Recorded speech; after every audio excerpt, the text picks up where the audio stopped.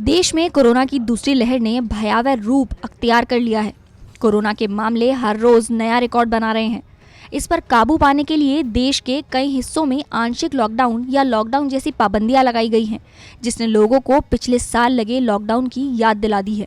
और अब उनके मन में डर है कि कहीं फिर से देश में पूरी तरह से लॉकडाउन तो नहीं लग जाएगा। इसी बीच देश की वित्त मंत्री निर्मला सीतारमण ने ये साफ कर दिया है कि सरकार का व्यापक स्तर पर लॉकडाउन लगाने का कोई प्लान नहीं है। यानी पिछले साल की तरह इस साल पूरा देश लॉक नहीं किया जाएगा। उन्होंने कहा कि इस बार इस महामारी की रोकथाम के लिए स्थानीय स्तर पर खास कदम उठाए जाएंगे। यानी कि जैसा पीएम मोदी ने कहा था कि राज्यों में माइक्रो कंटेनमेंट जोन बनाए जाएंगे, पूरी तरह से सब कुछ बंद नहीं होगा। हालांकि इस बार के हालात पिछली बार से ज्यादा गंभीर हैं। भारत में कोरोना संक्रमण की बेकाबू रफ्तार का कहर जारी है। देश में एक तरफ जहां कोरोना मरीजों का ग्राफ तेजी से बढ़ता जा रहा है, वहीं कोविड के कारण मौतों की संख्या में भी इजाफा हो रहा है। पहली बार देश में रिकॉर्ड 1,84,000 से ज्यादा नए कोरोना केस सामने आए हैं।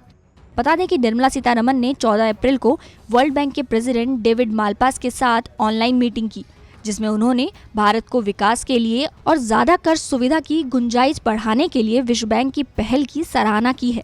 इसके साथ ही उन्होंने भारत में कोरोना वायरस महामारी के फिर से फैलने को रोकने की अपनी रणनीति भी साझा की है। निर्मला सीतारमण ने साफ किया कि इस बार सरकार अर्थव्यवस्था को पूरी तरह से ठप नहीं करेगी। The continuous interaction between the center and state, the Prime Minister engaging with the Chief Ministers, elected Chief Ministers of the provinces, have kept the information sharing between the center and states going very well. Even with the second wave, we are very clear that we are not going in for lockdowns in a big way. We don't want to totally arrest the economy. Local level